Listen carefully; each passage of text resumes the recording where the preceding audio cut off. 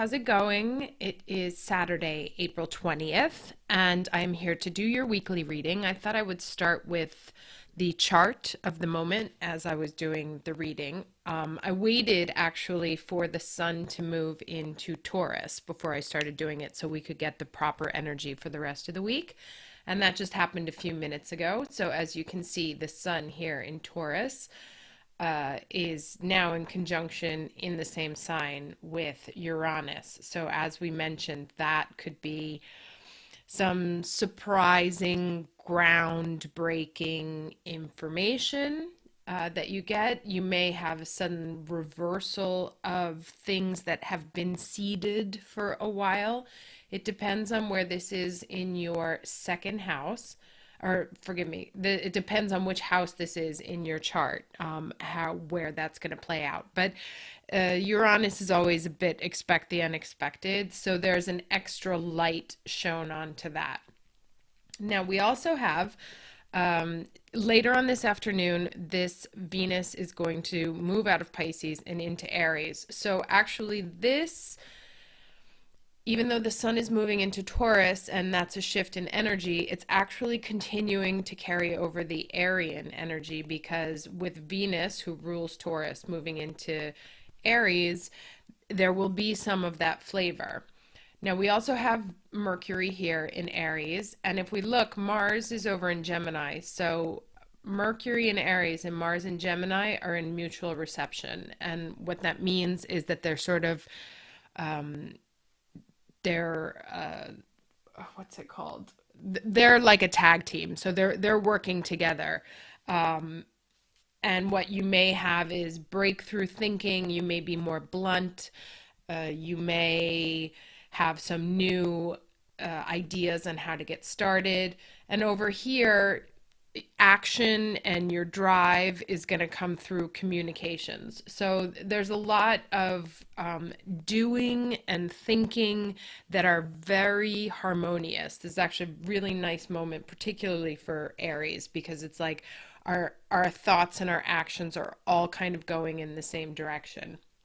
Wingman, that was the word I wanted. So they're like each other's wingman right now. Again, there's this Chiron here. So this is opportunities for healing, but also opportunities for wounding. Venus and Mercury both touching that. So there may be some issues of healing slash wounding around that which gives us pleasure or some of our thoughts. So be also, I mentioned this last week, you might want to be careful about wounding words, both coming in and out of your energy. So things that we say or things that we hear, just know that this is moving. Every people have the possibility to say things that can wound without intentionally doing so. Also this week we have Pluto, which will go retrograde on the 24th, I believe, and he's at the 23rd degree on the south node. So this pile up here, wherever you have in Capricorn, is a lot of upheavals, especially since it'll be like a slow upheaval, but there's a lot of stuff from the past around structures and institutions and power and control that's being called up for review.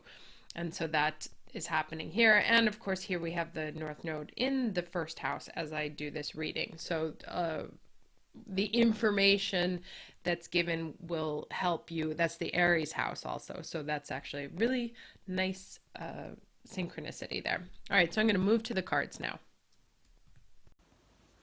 Hey guys, how's it going? So I'm going to continue with the cards for the week of April 20th, 2019 for Aries. Cards for the weekly energy for Aries, the week of, this keeps coming up again and again, very interesting. Although I feel like there's a lot more of it, so maybe, oh, okay. and we got this before too. Interesting. But I feel, as I said in the chart of the week, I feel like Aries are actually really on point right now, because with the mutual reception between Mercury in Aries and Mars in Gemini, I feel like we're kind of like more directed than we have been in the past. Not in the past in a long time, but just in the recent past.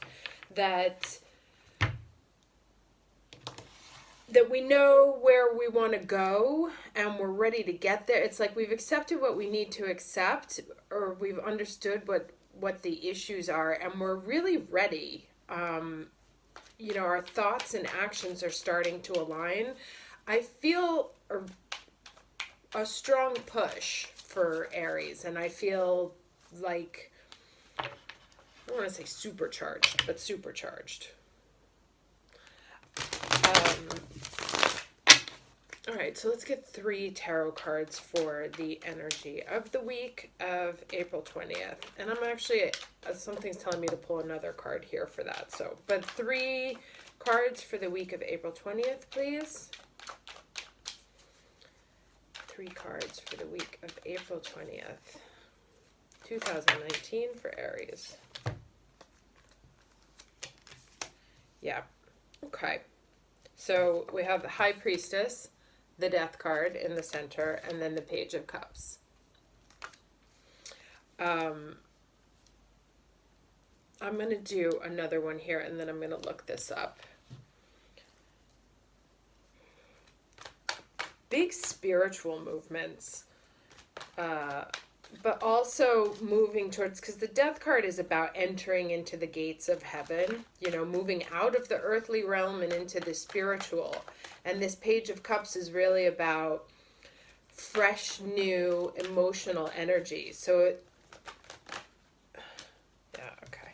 And then here's this one, a leg up, about getting help to get to the next level, about being able to move into a new iteration of yourself. And that's, I think it's like, we came through there was that energy, that kind of dark energy that came in the full moon reading. It was like coming out of a really sort of dark period.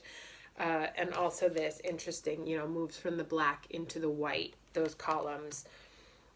And this is the Black Knight moving forward on a white steed. So it's like there's this clear role of opposites happening. You have the little baby and the big mom. So there's 2 different energies at play, but we're very clearly moving out of one and very clearly moving into another that is much brighter, that's much more peaceful.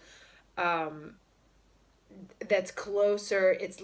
It's a level up time. That's what is coming out here. Now let me take a second to look at this and get the rest of the energy, and I'll be right back.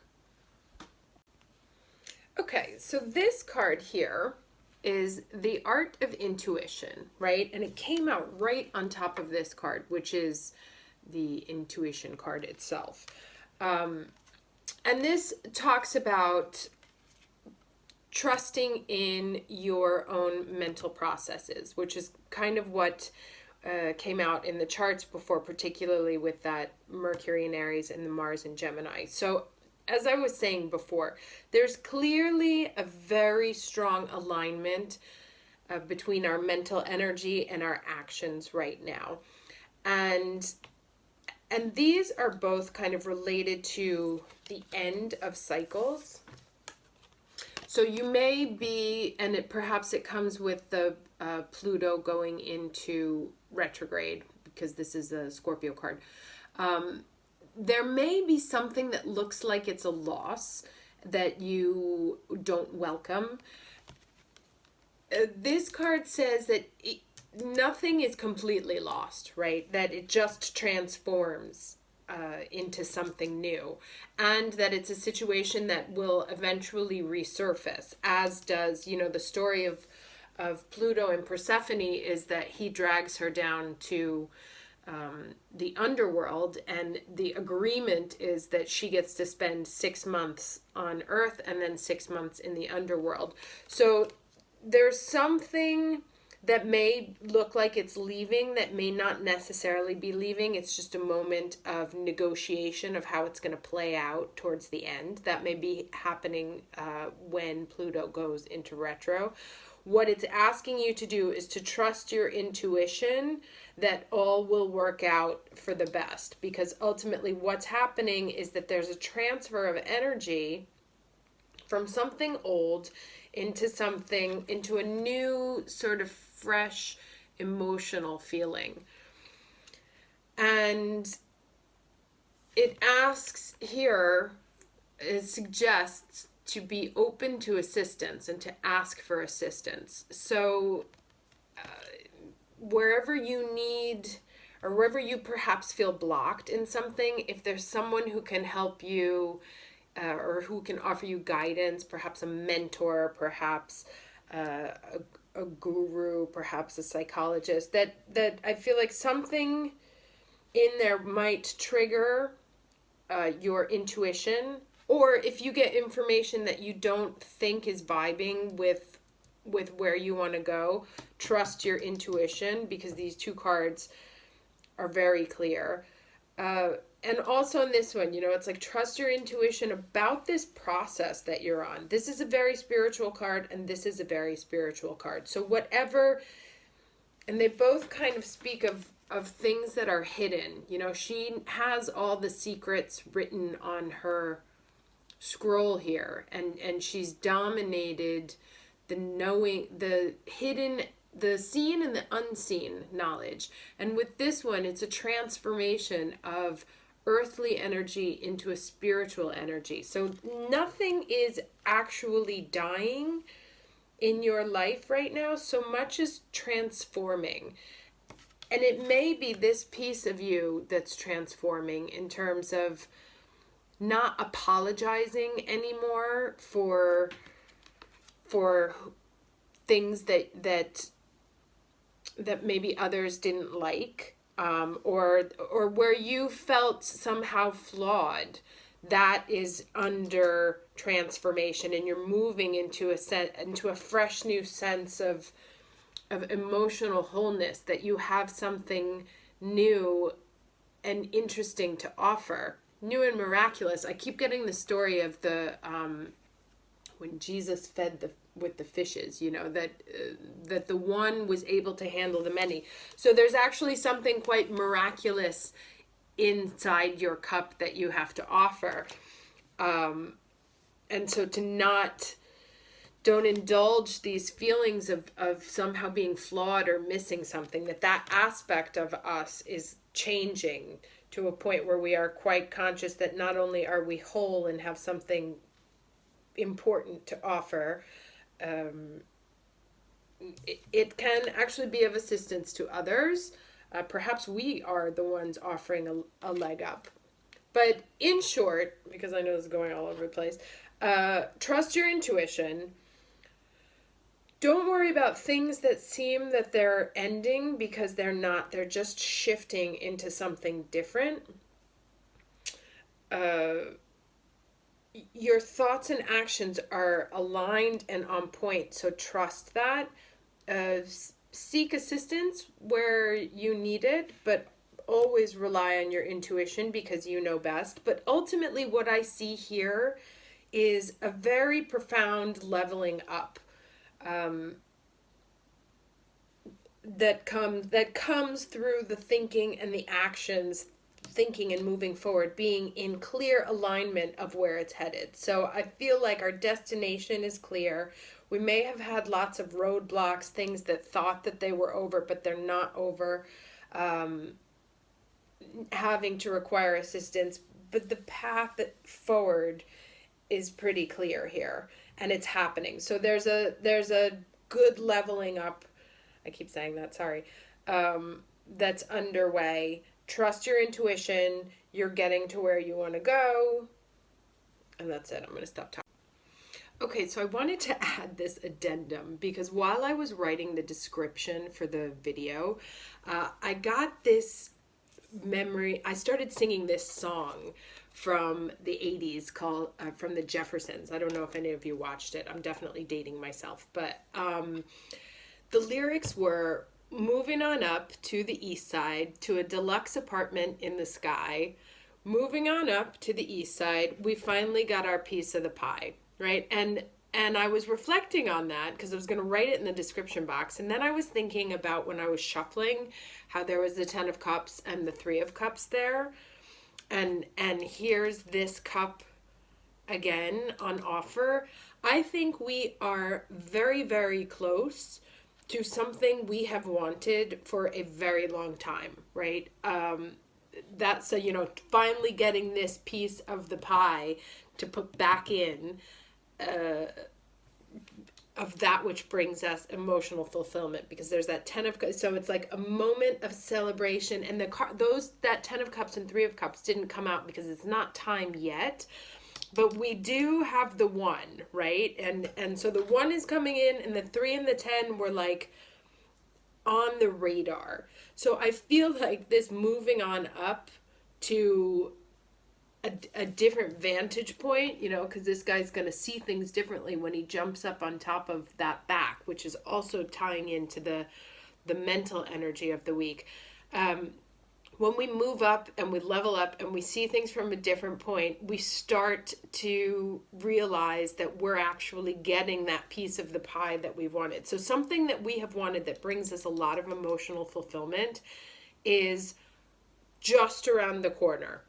We're walking as we triumphantly sort of stomp over the cadavers of the past. And I know that's a pretty macabre image, but this is similar to the victory card, the 6 of Wands. Moving forward triumphantly as they enter through the gates